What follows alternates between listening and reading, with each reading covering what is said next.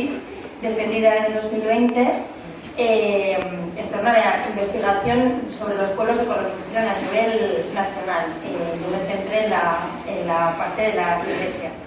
Como saben, hace ya 60 años de la creación de algunos de los pueblos de colonización dentro del territorio de Navarra, pero sin duda todavía queda mucho por aprender e investigar en torno a estos asentamientos creados ex novo que combinaban en muchos casos de manera admirable lo rural, lo vernacular y lo abstracto.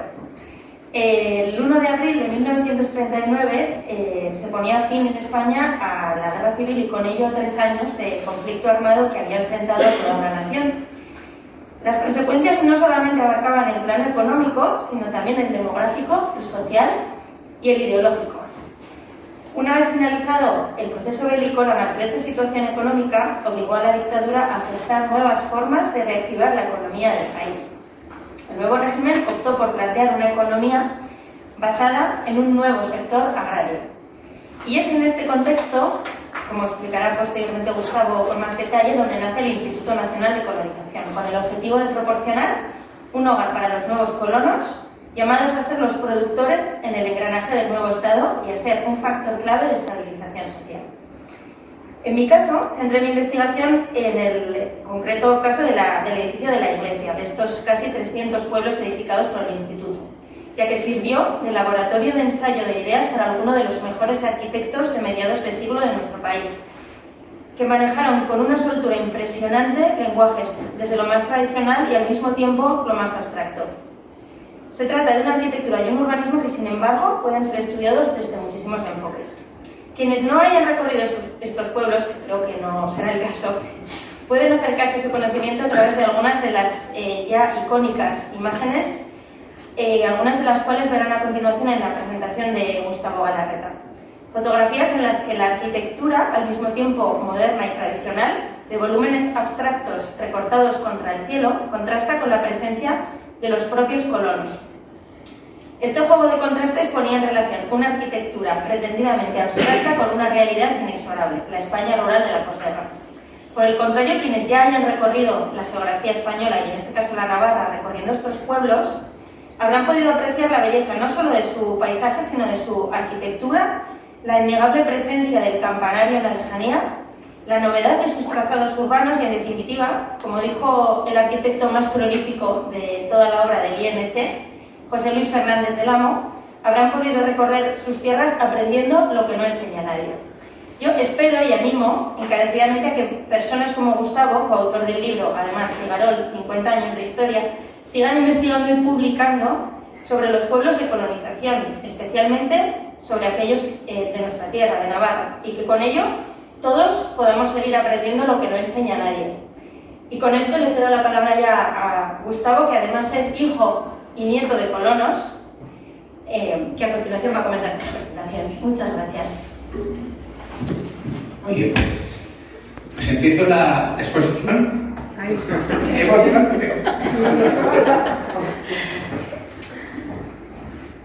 a poner de pie. Tengo la suerte de ser nieto de colón, pero también, pues bueno, también conocedor y un poco, pues, aparte de conocer un poco, el querer darle un poco de valor sentimental a lo que ha comentado también Beatriz.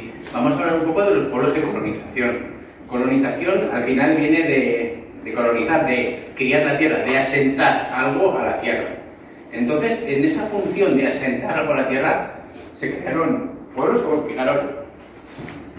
Figarol, Rada, Sidro. Sí.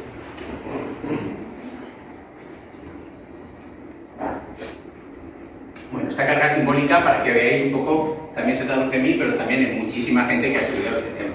Es un tema que, la verdad, que se ha estudiado, pero no se ha profundizado. El tema de lo que es el contraste entre la arquitectura y la gente que puebla los poblados de colonización. Vamos pasando un poco las diapositivas y nos metemos en harina. Sí. Bueno, empezamos con un... No sé si me escucháis bien. Sí. Bien. Hay una palabra tabú que son los pueblos de Franco. Los pueblos de Franco, todo el mundo ha asimilado pueblos de colonización con los pueblos de Franco, y no es así. Los pueblos de colonización, como tal, en tal proyecto, sale con la Primera República. Como vemos aquí, la ley de reforma agraria ya sale en los años 30 y 31, en la Segunda República, pero ¿qué pasa? Que la falta de dinero y la desestabilización total de un país hace que esos planes, que eran planes bastante importantes y sobre todo eran bastante innovadores para aquella época, pues hace que no salgan adelante. ¿Por qué? Por la nefasta economía que teníamos. Bueno, posteriormente tuvimos una guerra civil, o sea que imaginaros un poco cómo estaba el país. En esa ley de la reforma nos hablaba de que la mayoría de las familias tenían muchísima tierra para pocas personas, entonces había muchísima gente, que trabajaba para otros, ¿no? Entonces, esa manera de convivir con la tierra que no era tuya, entonces eso se fue interiorizando y fueron buscando nuevos métodos. ¿Para qué? Para que esas personas tendrían su tierra. No es cosa solo de España. Mussolini también al final son políticas populistas que trató ¿de qué? De también realizar un movimiento de colonización agraria en su ideología del fascismo. Pero aquí en España ya se había generado antes, ya con la Segunda República. Estamos ya pasada la guerra y en el año 49 la ley de sobrecolonización y distribución de zonas regales. ¿Qué quería decir? Que había unos proyectos de pantanos, había unos proyectos de hidrografía, de regar esa tierra, de esa tierra que era muchas veces solo tierra de pasto, volverla en agrícola y en una total producción. Nos metemos en el Plan Hidrográfico Nacional, entonces la producción de pantanos que necesitaba dinero, no había dinero. Después de la guerra había muy poco dinero. Y entonces, sobre todo, el régimen de Franco chocó con una visión muy particular de la España. Los terratenientes lucharon y torpedearon todos los planes hidrográficos de España. ¿Para qué? Para mantener sus latifundios, sus tierras. Entonces, lo que hizo Franco es decir, oye, pues tengo aquí muchísima gente y lo que vamos a hacer es darle la vuelta a ese tema. Y se le dio la vuelta ¿cómo? Inyectando dinero a la hora de potenciar ese nuevo plan hidrográfico nacional. Se tenía como la meta 226 pueblos en toda España y prever de 28.000 viviendas. Después de que el proyecto acabó, se crearon de facto 300 pueblos, hay alguno más, y más de 30.000 viviendas. Estamos hablando de 55.000 familias, es el movimiento migratorio generado por un gobierno más grande del siglo XX. O sea, estamos hablando de 55.000 vidas que se fueron en busca de un futuro mejor, ¿de acuerdo? Grandes, pequeños y medianos, todos buscaban un mundo mejor. ¿Qué hace el gobierno? Pues en el 39 crea el Instituto Nacional de Colonización. ¿Para qué? Para aunar, para generar un movimiento que empuje esas ideas que tenía, ¿vale? Pasamos. Entonces, esto es Navarra, en los años 60, empieza con sus pueblos de colonización. ¿Pero qué pasa? Que el plan de colonización ya empieza en los años 40. Los primeros pueblos se generan próximos al año 1940. El tema es importante a nivel nacional. Estos pueblos no son ninguno de Navarra ni de Aragón. Son pues, de Cáceres, Badajoz, el famoso plan Badajoz, que luego hablaremos un poco. Y entonces, si os fijáis, los métodos arquitectónicos, que como comentaba Beatriz, tenían como cúspide, como base central, era la iglesia y todo generaba, pues, buscando ese campanario, como bien comentaba Beatriz. Esta imagen es icónica para el Instituto Nacional de Colonización, es de Gaviana, y esta foto y lo que es el conjunto arquitectónico de esa población se fue hasta Nueva York, una exposición para un poco... ¿Le doy pie a Beatriz? Sí, no, es una imagen que a mí me parece que tiene una belleza tremenda, ¿no? Es una imagen súper potente y se ve clarísimamente ese personaje, ¿no? La mujer lavando, ¿no? En el río, lavando la ropa. Y de fondo tenemos esa arquitectura que es de inspiración absolutamente rural, pero al mismo tiempo es moderna, es blanca, de volúmenes puros, tiene una repetición, que es un mecanismo absolutamente moderno, ¿no? Los contrastes entre los claros y oscuros, que es de una belleza tremenda y se ha utilizado en las primeras publicaciones europeas en las que se habló de colonización, que esto pasó, hay una revista alemana muy famosa que dedicó un número a arquitecturas españolas y la portada era esta. Realmente es impresionante, ¿no? Hombre, al final es un punto de inflexión para los arquitectos de colonización que a través del Instituto Nacional de Colonización eran funcionarios del Instituto Nacional de Colonización los arquitectos. Pero ¿qué pasa? Que a través de esa arquitectura singular se les dejó hacer lo que no se hacía en poblaciones. Sí. De hecho, yo en una parte de mi tesis hablaba de ello, que es muy interesante, que utilizaron el instituto como laboratorio. Ves que hay algunas estrategias que ensayaban en los pueblos, en las iglesias, y después las aplicaban en otros ejemplos más urbanos. Y es interesantísimo ver cómo... Es cierto que ahora a mí que me encargasen un pueblo entero me parecería, bueno, un privilegio absoluto. Ellos sí que es cierto que lo trataban como una arquitectura que estaba al margen, que no tenía tanta, a priori no tenía tanta publicidad, salvo estos casos, y se permitían el lujo de ensayar un montón de cosas. Y de hecho se ha hablado de la colonización dentro de lo que es el gremio de la arquitectura, siempre hablamos de la colonización como el laboratorio, uno de los laboratorios del siglo XX para muchas publicaciones relativas a los pueblos de colonización hablan de eso, de los jóvenes arquitectos del Instituto Nacional de Colonización, que posteriormente se convierten en ELITA, como veremos. Pero, bueno, arquitectos y artistas. Eso es. Porque los retablos en las iglesias, las pinturas, bueno, se contó con artistas de primerísima categoría, que cuando había que pintar o hacer una obra para un pabellón o una exposición internacional, eran los mismos personajes que estaban haciendo arte, cálices, sobre todo en las iglesias, ¿no? Este tipo de objetos artísticos que son impresionantes, ¿no? Hay dos casos de retablos que son retablos que son expuestos en primer lugar en las iglesias de los pueblos de colonización. En este caso uno es creo que es Cáceres y otro por Badajoz, que se les fue la mano esa innovación, y en dos iglesias, después de estar el retablo colocado, el cura que fue asignado a esa parroquia dijo: quitamos esos retablos, y se quitaron 2 retablos de iglesias de pueblos de colonización, para que veáis un poco. Luego hablamos de un poco de esa arquitectura a nivel social y arquitectura a nivel de construcción, como hemos visto ahora. Sí, lo cierto es que en muchos casos no entendían, ¿no? Yo recuerdo un caso que viajé en un pueblo de Sevilla y recuerdo que había colocado el párroco una cortina para tapar las pinturas que habían pintado a modo de mural. Y me decía: es que parecen marcianos, es que no, había colocado una cortina. Sin embargo, los colonos sí son perfectamente siempre conscientes del valor del lugar en el que están viviendo. Yo esa es la experiencia que he tenido siempre. Sí, no, y así es. Al final los colonos asimilamos eso que hemos vivido desde el bautizo hasta el día de hoy.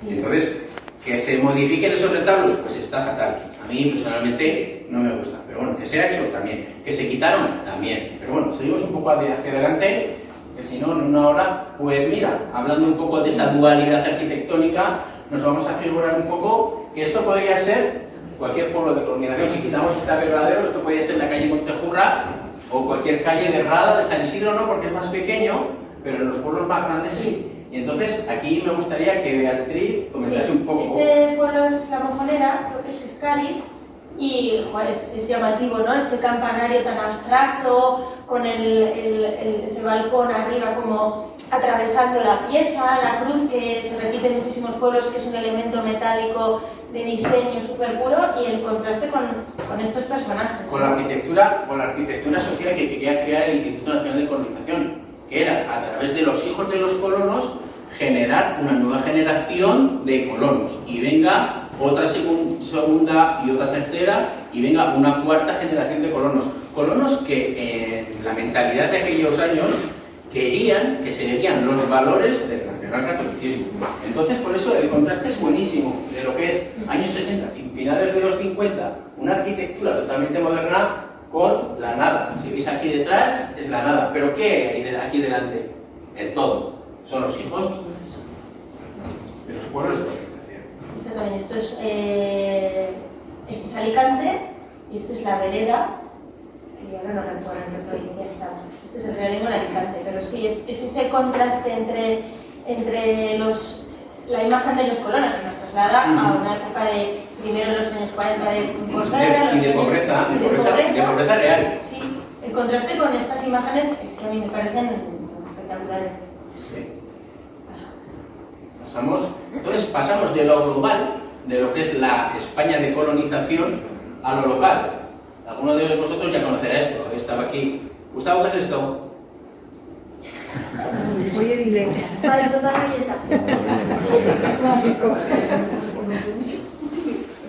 Pasamos el pantano Viesa que genera lo que son los 5 pueblos de colonización de Navarra, ¿vale? Ahora lo vamos a ver un poco en detalle. El canal de Bardenas, que tiene una extensión de 111 kilómetros, es la superficie navegable más grande de Navarra, más de cualquier río, ¿no? El pantano de las Bardenas. Y entonces se empezó a construir en los años 30, a principios de los años 30, y para los años 60 pues estuvo finalizado.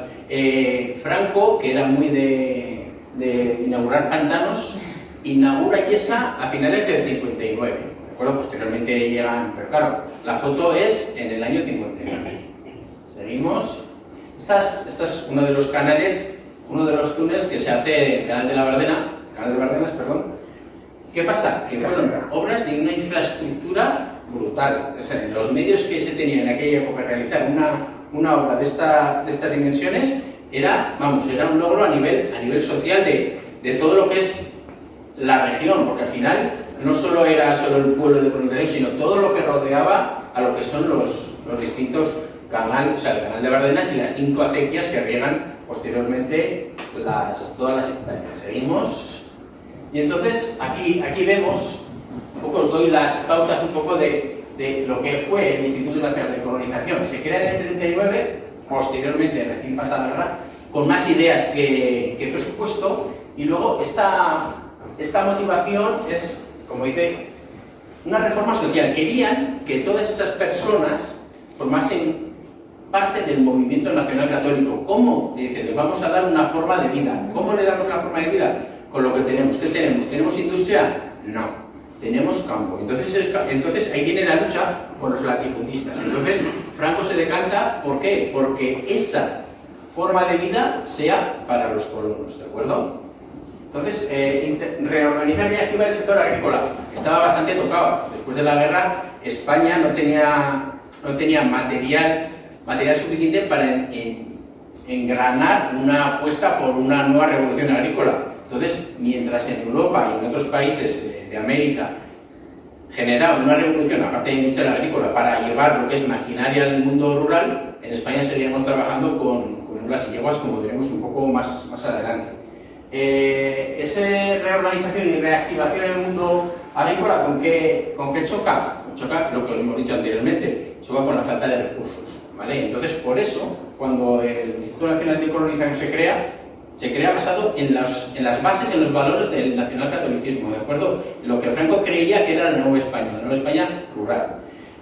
Para que veáis, ya en el año 50, o sea, esto es un apéndice, en el año 54, el Instituto Nacional de Colonización ya firma sus acuerdos con nuestra Diputación, con la Diputación Foral de Navarra, ¿vale?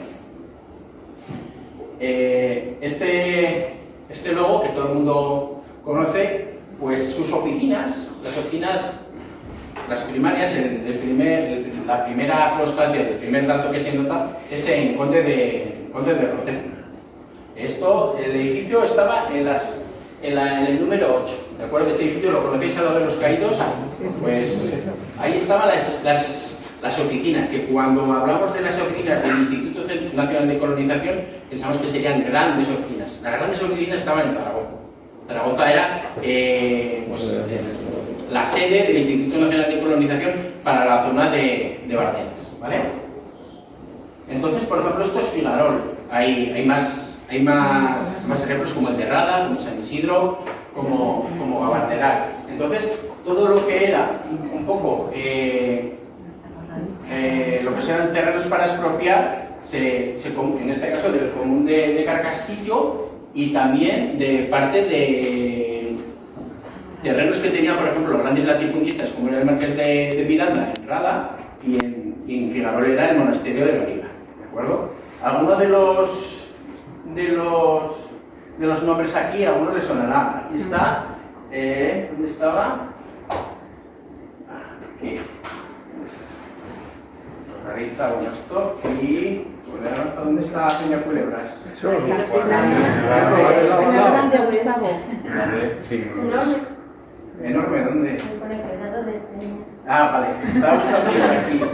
Pues todo esto, que a mí me parece gigante, es un término muy pequeño. Aquí está aumentado, pero es un término muy pequeño, ¿vale? Y entonces, de estas primeras mapificaciones salen lo que es la expropiación. Pasamos un poco, y aquí vemos en general lo que fue el plan Bardenas, las zonas regables que cogía parte de Aragón y parte de Navarra. Si os fijáis, para que veáis un poco, Pantano de Illesa, que es la zona que nos va a tocar a nosotros, pero también estaba el Pantano de la Peña, la Sotonera, que son grandes referencias hidrográficas del plan a nivel nacional. Estamos aquí focalizados en Navarra y Aragón, pero el plan nacional era inmenso.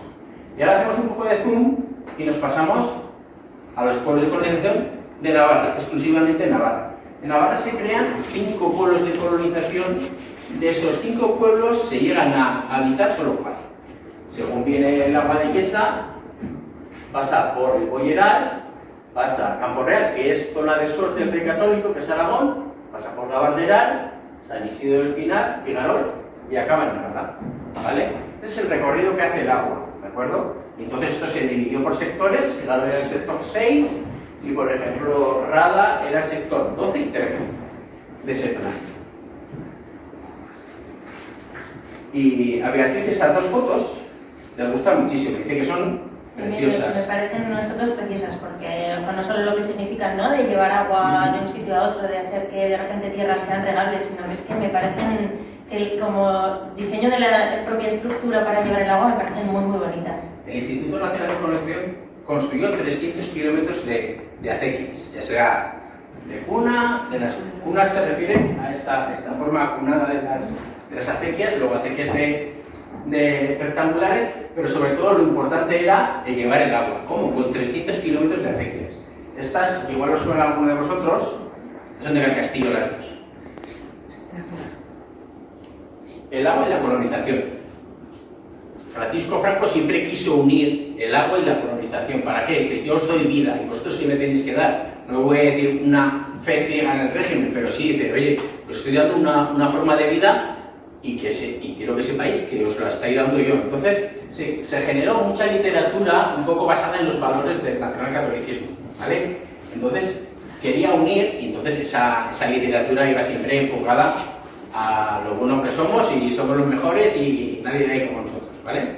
Entonces un poco idealización de esa España rural que se sufrió muchísimo, pero bueno, que siempre hubo detrás literatura y gente encargada un poco más del movimiento, pues un poco sobre todo en este caso era de la falange y de las FONS, ¿no? Un poco más la idealización, que hablaremos un poco más adelante, de ese movimiento rural. Seguimos. Y se crean los pueblos. Los pueblos, hablamos con Beatriz, que se diseñan en los años finales de los 50, luego veremos algún documento en el que es en el año 60 donde se genera ese proyecto. Pero cuando realmente echan a andar los pueblos son 62, 61, más o menos ahí. Entonces el Boyeral se diseña por Antonio Barbani, y entonces es en el año 61. Luego veremos un poco la excepción del pueblo del Boyeral. La Barderal, 71, San Isidro del Pinar, Rada de Figueroa en el 62, con los arquitectos son arquitectos navarros. Pero, ahora vamos a ver un poco, supervisados y sobre todo un poco iban por debajo de lo que decían desde Zaragoza, ¿de acuerdo? Que era la sede, donde estaba la sede del Instituto Nacional de Colonización. Apunto que esos 4 pueblos se pueblan y se construyen un total de 238 casas de colonos. Ahora hablaremos un poco de las distintas dimensiones de las casas y los distintos modelos. Y 40 viviendas de obrero. Seguimos un poco. Este es José Borobio, que es un zaragozano que llevaba años, desde los años 40, ya empieza a construir, por ejemplo, Ontinar del Sanz, El Bayo, pueblos que son más antiguos que los pueblos de colonización de Navarra, y entonces él fue el ideario. Si vemos un poco, si nos damos un paseo por la España de los pueblos de colonización, vemos que hay una imagen muy unitaria, que es, mira, por ejemplo, he puesto aquí pues un poco las escuelas en todos los pueblos de colonización, sobre todo aquí en Navarra y en Aragón y en Lérida, que hay algún pueblo, también son muy parecidas. En este caso, José Borrobio, uno de los principales arquitectos, firma el proyecto del cementerio de Rada, que lo firma en el año 1960.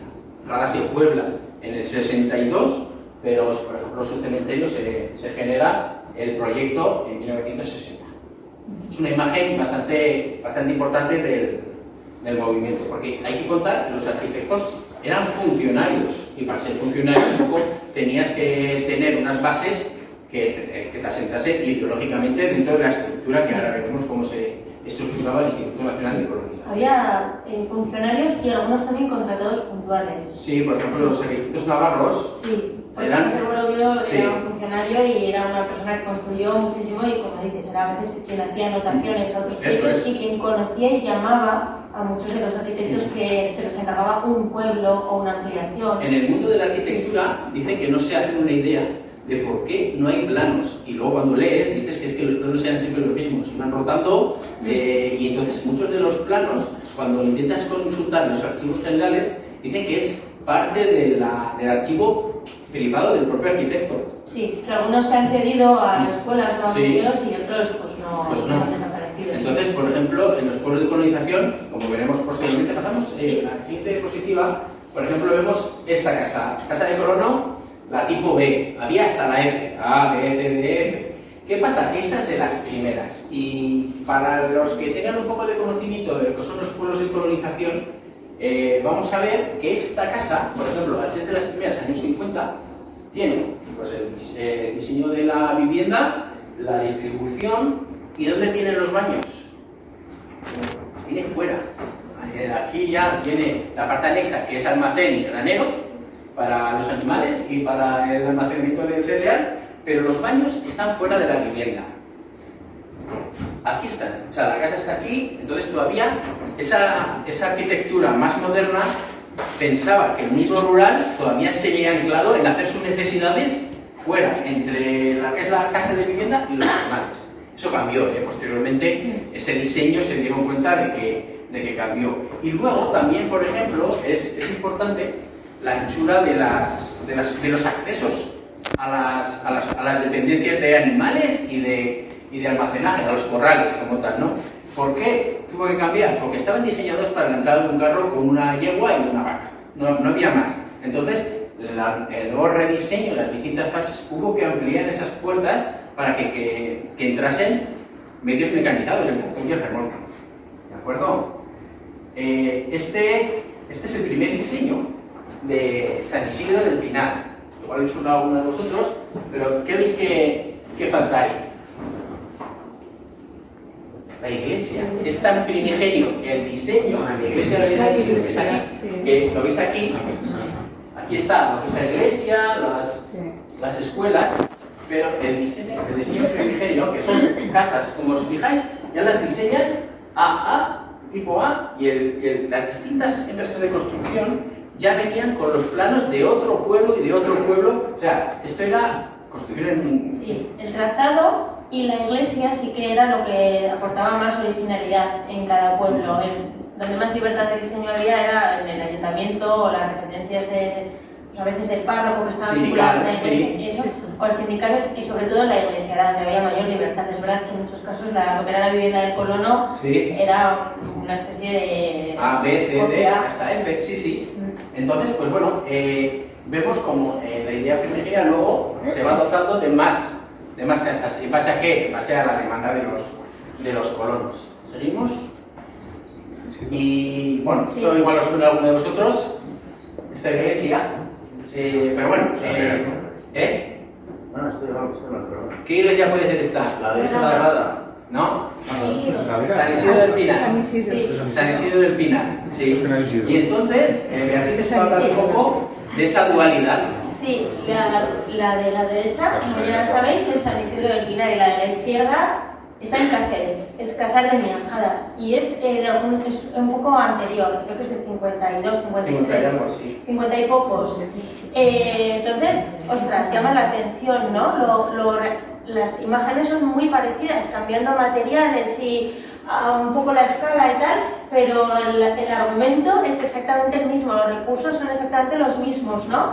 Y esto es un ejemplo, pero podríamos sacar 2 o 3 iglesias más que si las pones juntas usan exactamente el mismo recurso. Fijaros, la cruz. Parece que es la misma que te la encuentras en muchísimos poblados, ¿no? Y verdaderamente esta, de todos los pueblos de Navarra, yo creo que es la más moderna, la más original, ¿no? El resto también son modernas en el sentido que el campanario está alejado de la iglesia y se conecta con un porche, que no es tan tradicional de aquí realmente. Es más, igual es más tradicional la torre lateral pegada, pero estas cubiertas inclinadas a un agua, estos porches, ¿no? O estas geometrías son muy modernas y de repente te conectan Navarra con Cáceres, ¿no? Es impresionante. Eso es poner en práctica lo que es un plan nacional. Entonces, cuando analizas un poco, profundizas en este tema, te das cuenta de un poco lo que querían trasladar, la unificación de la ideología a nivel nacional completamente. Sí, sí. Bueno, la Iglesia tenía un papel fundamental. Ahora veremos un poco el papel de la Iglesia. ¿Este pueblo suena? A ver, zona de Sangüesa. Este es Gabardera. Este es Gabardera. Por aquí pasa la carretera, la iglesia que es el punto de unión como donde pivota todo este pueblo. ¿De acuerdo? Pasamos. Y esto es, pues, Rada. Uno de los primeros de Rada, que son de los años. Este está en el 58 o así. Pasamos. Esto es Rada, como pueblo más grande de Navarra de colonización, tuvo 3 fases de construcción. Esta es la primera fase de construcción en la cual se construyeron 100 viviendas de colonos, de las cuales no se llegaron a habitar en la primera fase de colonización ni 80, no llegaron. ¿Vale? Pasamos un poco y esto es Rada actual. Vemos Rada y lo que comentaba Beatriz, el campanario separado de lo que es la iglesia a través de un pequeño. Es un recurso más a la italiana, en realidad. Que también yo desconozco la italiana. Sí, porque es el campanario fuera, ¿no? Sí. Una torre fuera, como Florencia, ¿no? Sí. Tienes el campanario fuera, conectado con un pequeño porche. Bueno, no era algo de aquí, típico de aquí. En ese sentido sí que tiene ese punto moderno también. Y esa libertad, ¿no?, que les dejamos a los arquitectos para innovar. Estamos hablando de los años 50, el periodo más duro del franquismo en España. Sí, y en algunos casos incluso que no había campanario. Yo me he encontrado diseños en el archivo ahí navegando que ves que habían diseñado una iglesia sin campanario y se la dibujaban en la no, fundamental. Campanario para que se vea en la lejanía, para que sea referencia en el territorio. Esto igual os suena a alguno de vosotros. Las escuelas. Las escuelas. Si os fijáis, las Son las escuelas las escuelas, ves. claro. Si os fijáis, los 2 porches, las 2 ventanas, no puede faltar ninguna la bandera. Y entonces esto es el diseño, este diseño, hablábamos de Borovio, pero es que Borovio, estas mismas escuelas están en Lérida, están en Zaragoza, están en Cáceres, están en Badajoz. O sea, son un diseño de niñas y niños. ¿Vale? Luego hablaremos un poco de las escuelas de niñas y niños en los pueblos de colonización. Pasamos. Y esto es pues, una de las primeras fotos de... Sí, muy bien, Álvaro. ¿Y esto? ¿Suena alguno? El Boyeral. Sí, mi hijo estuvo conmigo en el Boyeral. Esto es el Boyeral. Este es un pueblo que no se llegó a habitar. Está en la zona de Sangüesa. En teoría, tiene que ser un concejo de Sangüesa, pero no se llegó a habitar. Se generaron 5 viviendas que nunca fueron habitadas. Hablando con Beatriz, he estado intentando profundizar con el ayuntamiento de Sangüesa, con gente de Gabardera, y desconocen el motivo por qué no se llegaron a habitar. ¿Qué pasa? Que el Boyeral, a diferencia de Gabardera, Sánchez y Figueroa, carece de infraestructura. Ni tiene ninguna aparejada ninguna escuela en los planos, ni tiene ninguna iglesia. Entonces yo creo que fue un proyecto fallido de ellos. Por lo que sea, al final fueron muchos pueblos, muchos proyectos y pues bueno, todos no llegaron a buen puerto. El tema del Boyeral es importante un poco en el diseño, porque se ve que es un diseño anterior a los de Figueroa, Rada, San Isidro del Pinar. Ahora os explico el porqué. Son 5 viviendas con su zona de almacenaje de cereales y de animales, ¿no?, para los establos. Pero cambiamos un poco. Y os digo el por qué es anterior a los de Figueroa. Esto es, aquí está la casa, lo que es la zona de vida. Esto es el granero y la cuadra. Y entre el granero y la cuadra, ¿qué vemos? Los baños. Entonces, por eso os digo que es un proyecto anterior porque todavía los baños están en el exterior. O sea, imaginaros, la zona de Sangüesa cuando iba, pues tienes que salir de tu casa e ir aquí a hacer tus necesidades. Y las haces al lado de la yegua y la vaca que están aquí, ¿vale? Y la siguiente foto tiene mucha fuerza para mí, porque no tiene, es un proyecto fallido, es algo el querer y por lo que sea no ha salido, ¿no? Vemos claramente cómo es una infraestructura realizada por el Instituto Nacional de Colonización, por los tirantes, por la forma de construcción del techo, pero yo me quedo con esta imagen, la imagen de lo que son los pesebres sin usar. Entonces, eso es muy triste, ¿no? Para uno que quería hacer y no pudo echar a andar. Entonces, después de 60 años, siguen intactos, están como tal. Se les ha caído. Esta es la única casa que tiene el granero y el granero y lo que es la zona de animales. ¿Vale? Pasamos y vamos a la selección de colonos. Esto muchas veces la gente lo desconoce, ¿no? Pero que se creía que todo el mundo podía ser colono. Pues no, todo el mundo, había gente necesitada, había hambre, pero que había una selección previa. ¿Para qué? Para que esa gente que se iba a dotar de un lote, la palabra lote quiere decir que es la unión de varias cosas, ¿no? Pues el lote está compuesto por la casa, el terreno, pero lo veremos posteriormente, la casa, el terreno, una yegua, una vaca y y lo que son aperos de labranza si los necesitabas. Entonces, para elegir o para seleccionar a esos colonos, se creaba en la localidad de origen, la primera localidad de origen de esos colonos, una comisión, una comisión que estaba formada por ¿quién? El alcalde, el secretario de la Hermandad Sindical, el comandante del puesto de la Guardia Civil, el médico, el párroco y dos agricultores que no aspirasen a ser colonos. Entonces, ¿qué buscaban? Buscaban que la persona que solicitaba ser colono tendría sobre todo una afinidad, ¿no? Y muchas veces, pues bueno, pues yo quería ser colono, pero no tengo por qué demostrar mi afinidad hacia el régimen. Pero bueno, siempre se hacía bajo esta observación de la comisión local. Pasamos y vemos un poco lo que regía los pueblos de colonización, el régimen de administración. Aquí, desde los años 40, se viene trabajando lo que son las normas y costumbres, que se dicen normas y costumbres de las personas que iban a poblar los pueblos de colonización. Esto es un anuncio de la época en el cual el Instituto Nacional de Colonización busca colonos, ¿de acuerdo? Concurso de colonos. Luego profundizaremos un poco en las características. Luego, esto es el régimen administrativo, que es con lo que se rige cómo van a funcionar y cómo van a ser seleccionados los colonos. Y esto es un poco la libertad del colono, esto es un poco la idealización, que luego lo veremos un poco, que es la propaganda de ahora. La idealización. ¿Veis este dibujo y qué veis? Veis alegría, veis prosperidad, veis un crío pequeño, veis campos verdes y sobre todo la iconografía de los años 50. Esta iconografía muchas veces, si os fijáis, los partidos nacionalistas, hasta el Partido Nacionalista Vasco, lo usa muchísimo. Un hombre fuerte, remarcado, con una mujer a su lado y el niño. El niño rubio, si os fijáis, pues el niño rubio. Pues, querían un poco idealizar, ¿no? Que, mi hijo es rubio y guapo. Querían un poco todo eso. Eso al final, la propaganda en los regímenes totalitarios es lo que hay. Propaganda y propaganda. Seguimos un poco. Entonces vamos a ver un poco los requisitos, ¿no? A los primeros colonos estamos hablando de los años 40. Luego esto va modificándose y se levanta un poco el pie. En los años 50, 60 se levanta un poco el pie. Pero en los años 40, donde se veía una forma de vida adherida al régimen, pues bueno, hablamos como ser agricultor. Única profesión, ser agricultor. Si os fijáis, hablar siempre en masculino. Ninguna familia formada exclusivamente por una mujer que se había quedado viuda podía ser corona. Ser casado viudo, varón y con hijos. Está desprovisto de taras hereditarias fisiológicas.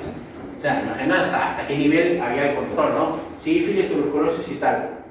Ser modesto agricultor disponiendo de una cantidad necesaria para cancelar la deuda del lote.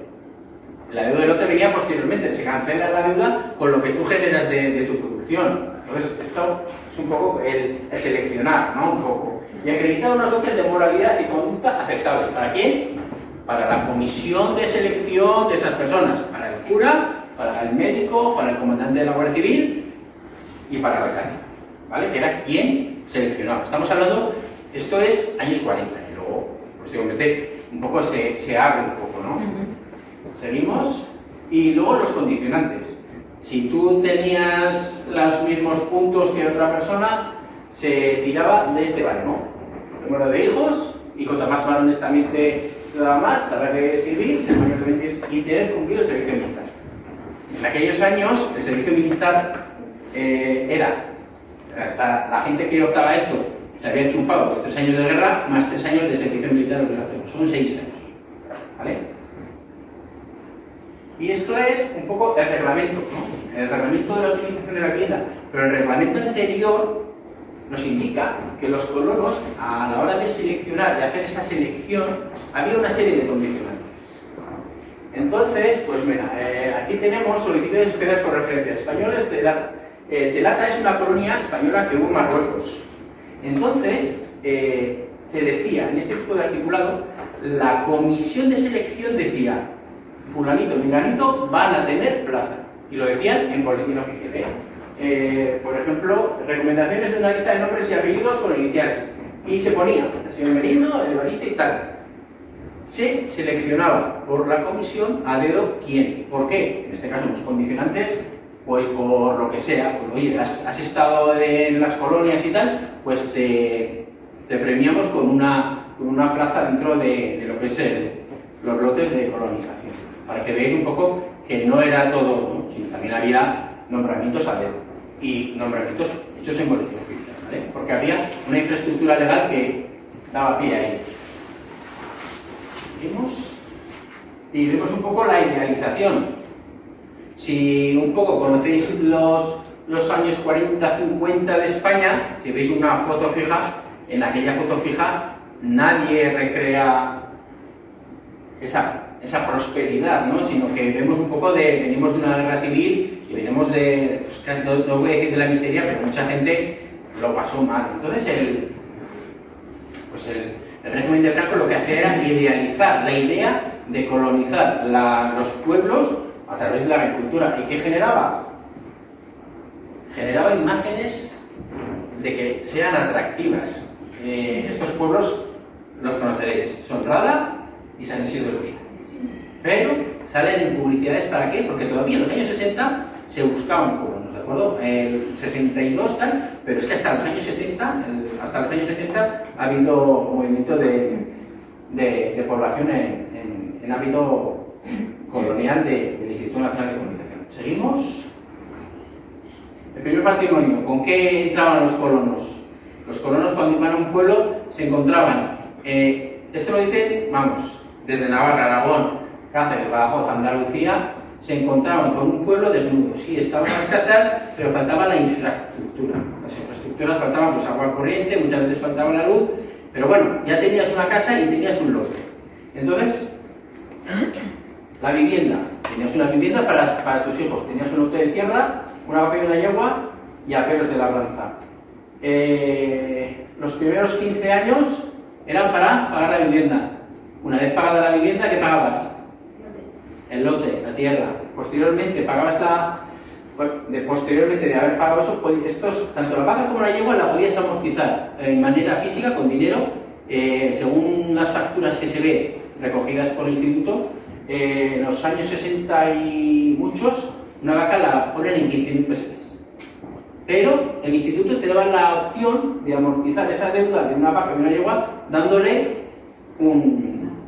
una cría de la vaca o de la yegua, a poder ser preñada, ¿vale? Y la vivienda y el lote eran amortizados muchas veces ¿con qué? Con la propia cosecha. De la cosecha que cosechabas, pues pumba, podías pagar. ¿Qué pasa? Que hubo casos que la cosecha fue cero patatero. Ha habido casos que están documentados que una cosecha que ha dado nada, pues no tengo con qué amortizar. Entonces, pues se daban situaciones bastante duras. Hubo mucha gente que abandonó los pueblos de colonización.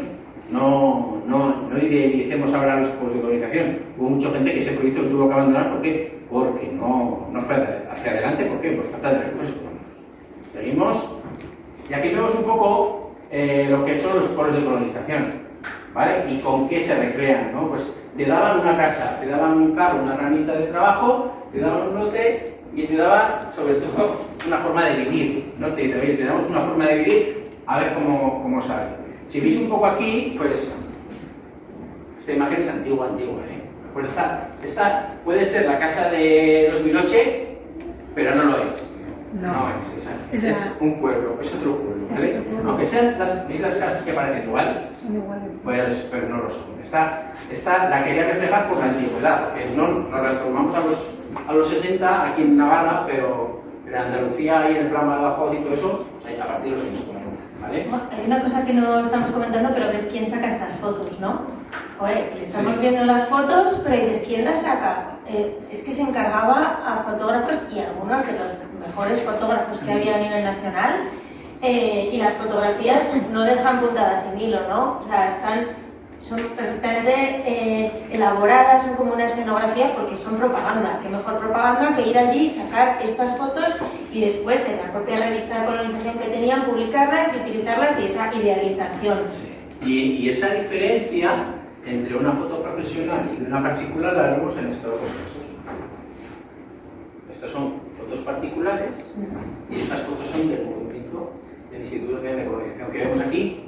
Brotes verdes, ¿no? Pues vamos como brota pues los árboles, en este caso son frutales, árboles frutales que brotan de la tierra. Pero ¿qué vemos aquí? Este es el mayoral, la imagen del mayoral supervisando el trabajo del colón, ¿de acuerdo? O sea, lo que dice Beatriz, está todo inventado en el mundo de, ahora mismo en la publicidad, pero en aquella era una forma de vida, la propaganda para los gobiernos totalitarios, la propaganda, como fue Hitler, como fue Mussolini, como fue Franco, era vital. Entonces, parece que no, pero sí, está. Fotos de labranza y ahí en el archivo hay muchísimas fotos de procesiones, de misas, de celebraciones en las que se saca el santo, ¿no? O la figura que igual era del pueblo de al lado de donde realmente venían los colonos, ¿no? Eso es. Seguimos y vamos un poco a lo que se ha hablado. Aquí en Navarra no hay mucha literatura al respecto, pero sí fuera de Navarra sí se habla mucho de ese tutelaje, ¿no? De esa forma de vigilar la vida y movimientos de los colonos en los pueblos de colonización. En este caso, vamos a ver un poco la estructura orgánica del Instituto Nacional de Colonización. En este caso nos centramos en la zona de Bardenas, que estaba el director general que estaba en Zaragoza, el ingeniero jefe, que también estaba en Zaragoza, y luego ya los ingenieros y los distintos departamentos ya podían estar más cerca de los pueblos de colonización.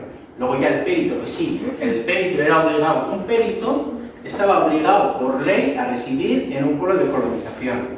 Luego estaban los mayorales y por debajo de los mayorales los guardas. Y por debajo de los guardas todavía pues estaban jardineros, almaceneros, gente, funcionarios del Instituto Nacional de Colonización que hacían una labor a nivel de infraestructuras.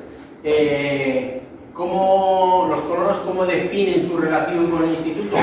Pues en los primeros años, los años 40-50, duros porque son gente muy afín al régimen y tal. Luego se fue con una forma de control un poco más laxa, ¿de acuerdo? Pero en los primeros años la literatura lo que habla es de que fue un control muy férreo y muy duro por parte de lo que son los estamentos oficiales, ¿vale? Y entonces, pues bueno, esa relación, por ejemplo, sí se ven libros, ¿de acuerdo? O sea, colonos, peritos y mayorales, la intervención estatal, ¿no? Lees un poco y ha habido casos muy duros y luego, pues yo creo que al final, pues bueno, la decadencia de un régimen también decae un poco esa fuerza, esa presión que hacen sobre su población. Pasamos y un poco, aquí vemos un poco lo que es el lote, ¿no? Cuando hablas del lote, cuando hablas de vida, pues hablas de lo que se le dotaba al colono, se le dotaba de una yegua, de un carro, y en este caso, pues aquí vemos tanto la yegua como la vaca, recién aportado ese lote a las familias. El control del Instituto Nacional de Colonización, lo que él cree, tiene una imagen del mundo rural idealizada. Entonces, los lotes ellos creen que van a dar sí o sí, según ellos indican, pues hay que montar, o hay que plantar, perdón, remolacha, hay que plantar trigo, porque el perito, que muchas veces no era de la zona, que era una persona venida desde Madrid y la habían puesto ahí, entonces pues se fiaba del personal que había ahí, pero el personal tampoco tenía experiencia sobre el terreno muchas veces. Entonces, los lotes de cultivo, que en un principio estaban previstos que darían X kilos por robada, pues no daban ni la mitad. Entonces, los lotes muchas veces no fueron buenos, ¿de acuerdo? La mitad de la producción se debía destinar a la amortización del propio lote, lo que hablábamos anteriormente. Si tengo cero producción, ¿cómo amortizo? Difícilmente. Condicionamiento a la hora de decir los cultivos. Muchas veces, por las presiones que venían desde el Ministerio de Agricultura, se tenían que decantar por un tipo de cultivos u otros, no siendo los más rentables en la zona de cultivo. ¿De acuerdo? El control social del Instituto Nacional de Colonización y sobre todo la labor sociológica y moral. En todos los manuales que tienen los ingenieros y peritos tienen un manual de uso y costumbres para tratar a los colonos. Entonces, sí, siempre hacían esa labor de que había que estar agradecido al instituto, había que estar agradecido. Entonces, pues al final el colono sí estaba en parte agradecido, pero también tenía un poco esa dualidad, ¿no? Dice, pues sí, me has ofrecido unas condiciones ventajosas que yo no iba a tener nunca, pero tampoco me pises, ¿vale? En las escuelas se ha escrito muchísimo. ¿Por qué? Porque era el germen del colono del mañana. Entonces, las escuelas no pertenecían al Ministerio de Educación, pertenecían al Instituto Nacional de Colonización. Las escuelas, fijaros, hasta qué control. Y el control de esas escuelas, hay una lucha muy importante, lo comentaba anteriormente, entre la gente de Falange y de las Homs. ¿Por qué? Porque querían, sobre todo, un poco tutelar esa vida de los jóvenes, ¿no? Entonces, las escuelas siempre fueron, pues bueno, pues aparte, en los años 50, estamos hablando, aparte del Ministerio de Educación, en un principio fueron miembros del Instituto Nacional de Colonización quienes seleccionaban a los profesores. Y luego las secciones femeninas en los pueblos de colonización. La cátedra Franco es una cátedra que iba rotando por todos los pueblos de España, ¿no? Y entonces la sección femenina hizo mucha labor, ¿con quién? Con las mujeres, ¿de acuerdo? Mucha labor a la hora de intentar convencer que el papel de la mujer era estar siempre al lado del hombre. No les enseñaban más que labores ¿de qué? Pues de plancha, de bordar, de coser. Entonces, siempre enfocado a una situación pues subyugada a la figura del hombre. Seguimos un poco, y entonces aquí para que veáis lo que eran las escuelas. Esta es la escuela de Rada, estos son los chiquillos de Figarol. Y cuando se ha hablado anteriormente de la idealización de los pueblos de colonización, cuando Franco y sus departamentos de publicidad vendían una imagen idealizada, esto era muchas veces con lo que se encontraban los colonos. En este caso, Figarol, después de año y pico de vida, tuvo que levantar todas las calles otra vez para regenerar tanto el alcantarillado como el suministro de agua de boca, ¿vale? Entonces, esto sí que le daban siempre una imagen vital, ¿no? La de la escuela. En este caso, chicas y chicos, si os fijáis, en según qué pueblos la falta de jóvenes llegaba a que no, tiene que haber chicas y chicos juntos y no pasaba nada. En los que había más cantidad de colonos, sí, la educación era separada.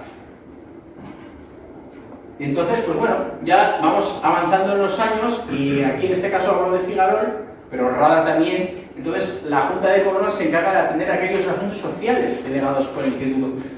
Os digo sociales porque en un principio solo gestionaban las fiestas. Lo que es la Junta de Colonos, el control era total, entonces les daban pues unas pequeñas píldoras para decir, oye, sois autogestionables. Entonces, se generaron las juntas de colonos, ¿vale? Seguimos un poco y, bueno, todo siempre tutelado por el gobierno civil. El delegado gubernativo, luego se crea el alcalde de barrio y posteriormente hablo sin presupuesto administrativo porque eran unas figuras totalmente, vamos, altruistas. Tú eres el alcalde de barrio, bien, elegido por la Junta de Colonos, bien. ¿Qué tengo que? No, tienes que subir a Pamplona, tienes que hacer lo que sea con tu vehículo. Y muchas veces ese alcalde de barrio era era nombrado como los colonos. ¿Por qué? Porque no, es que es el único que tiene coche. Entonces, esa era muchas veces la figura. Dice, joder, ¿quién va a ir a controlar los papeles? Pues el que tiene coche. Pues ya está. Y así es, así lo hablan los colonos. Y luego estamos todavía en un limbo legal, ¿no? Todavía los pueblos no se encontraban en el registro de municipios y concejos de Navarra. Bueno, estamos hablando de los años 60, principios de los años 60, que no tiene todavía un limbo legal, no tiene un peso administrativo, fijaros. Seguimos un poco y bueno, y en el año 71 pasamos del Instituto Nacional de Colonización al famoso INIDA, ¿de acuerdo? El Instituto Nacional de Reforma y Desarrollo Agrario quiso darle una forma más dinámica a la hora de entender lo que es la colonización, ¿vale? Entonces, pues ya habla más de concentración parcelaria, de reorganización rural, ya no habla de esa figura de sociedad totalmente rural y afecta al franquismo, ¿de acuerdo? Entonces el Ministerio crea este instituto y si os suena alguna vez de haber visto estas señales, yo creo que alguno de aquí los ha visto, está en este caso Campo Real, de la zona de Soto del Recato, Aragón. Pasamos, y en los años 72-73 los pueblos ya son reconocidos por parte de la Diputación Foral de Navarra, ¿de acuerdo? Y son integrados en el régimen foral de entes locales. Las juntas de colonos ya van cogiendo cada vez más independencia del Instituto Nacional de Colonización y del INIDA en este caso, ¿vale? Ya el Instituto Nacional de Colonización, en este caso ya el INIDA, solo considera los pobres, ¿de acuerdo? La vida más social, ¿por quién era gestionada muchas veces? Por los párrocos. Los párrocos llegaron a una acción de tutelaje muy grande. Yo los testimonios sobre todo de Navarra, a mí me ha tocado un poco analizar los testimonios de Navarra y hablan bien de los párrocos porque quitaron bastante hambre a la gente, dicen. Yo en aquella época no la viví, en aquella época dura, pero hablan bien de los párrocos. ¿Por qué? Porque los párrocos también, no siempre tal, pero es que no era un destino querido por los párrocos. Que te mandasen a un pueblo de colonización en mitad de la nada, en mitad de la Gardena, sin ninguna infraestructura, muchas veces era duro. Para ellos decían, una misión evangelizadora, casi, es que vamos, era predicar en el desierto, porque no tenías nada. Ellos decían, pues es duro, claro que es duro, pero bueno, más duro era para los colonos. ¿Vale? Seguimos un poco, las juntas de oncena, ya pasamos de las juntas de colonos a una junta de oncena, ya estamos en los años 70, ¿de acuerdo? La junta de oncena se crea de una forma mixta. 6 miembros son elegidos los cabezas de familia. ¿Quién eran los cabezas de familia? El hombre, siempre. El hombre era el cabeza de familia. ¿De acuerdo? No había todavía ningún tipo de democracia ni elección y los hijos restantes por sorteo. En Rada se da el hecho que en la primera junta de oncena eligen por unanimidad, posteriormente después de las distintas votaciones, a un chaval de 22 años. Un chaval de 22 años, ¿por qué? Porque era el que tenía coche. Y le dicen, pues vas a ser tú, ¿de acuerdo? La elección de este sorteo ha realizado el presidente de esa junta posteriormente es el gobernador civil quien ya da veracidad, da legitimación a ese puesto de el presidente de la junta de oncena. Pasamos un poco y ya vamos a la democracia. Aquí se acaba la exposición, ¿de acuerdo? Las elecciones generales de 1977, posteriormente son generadas en unas municipales, donde ya los pueblos de colonización ya tienen su alcalde. En este caso no era alcalde, sino presidente de concejo, pero que ya a partir del 3 de abril del 79 ya se crean, ¿de acuerdo? Ya los pueblos de colonización no tienen ningún tipo de tutelaje, ni de INIDA ni de diputación, porque ya forman parte del registro de municipios y concejos de Navarra. ¿De acuerdo? En este caso, en los años 80, en el año 85, el INIDA se evapora, pero se evapora de una forma, o sea, la gente, los administradores hablan de que de la noche a la mañana dice el INIDA desaparece. Entonces, la Diputación dice, ¿y qué hago? Dice, pues bueno, se hace cargo en el año 85 de todos los bienes, derechos y obligaciones, que según los funcionarios había más obligaciones que derechos, porque eran sobre todo, había muchos problemas burocráticos con la segregación del lote, de la casa, del huerto. Entonces había un problema administrativo generado de años y años de administración franquista, que a la hora de legislarlo ahora, todavía a día de hoy los funcionarios, muchos de ellos no saben lo que es el INIDA. Ahora, si queremos consultar, si alguno de vosotros tiene algún tipo de de dudas sobre lo que es Elegida o que quiere consultar, ya no tiene que ir. Antes íbamos a la delegación del Gobierno de Navarra, perdón, delegación del Gobierno de España en Navarra. Posteriormente, todos esos archivos fueron trasladados al Archivo General de Navarra y ahí se han quedado. Entonces, en la memoria, la gente que trabajó en Elegida ya no existe. ¿De acuerdo? Ya han pasado a un limbo y nadie quiere saber nada, porque tú levantas el teléfono a la Administración Foral de Navarra, quieres preguntar algo sobre Elegida y nadie te sabe contestar. ¿De acuerdo? Estuvo un tiempo en la sección de medio ambiente, luego desarrollo rural. O sea, ha ido rotando, ha ido cambiando y tú que quieres un poco investigar, dices, pues ¿dónde están? ¿Dónde están esos documentos? Pues no están, ¿vale? Y bueno, un poco más, seguimos y os doy las gracias por vuestra atención. Yo os comento siempre que hago una presentación, que os metáis en charcos, que aprendáis, que viváis, que un poco, y da igual que tengáis 20 años, bueno, ya me ni más, que seáis los más jóvenes o los más mayores, que os metáis en charcos. Al final, el que salta en un charco salpica de al lado. Yo me metí en el charco de estudiar un poco colonización y salpicaba a Beatriz. Y aquí estamos nosotros un poco, pues un poco hablando un poco de la historia de Navarra. No es una historia muy lejana, pero sí es una historia desconocida y es una historia que merece ser contada. Así es. Pues nada.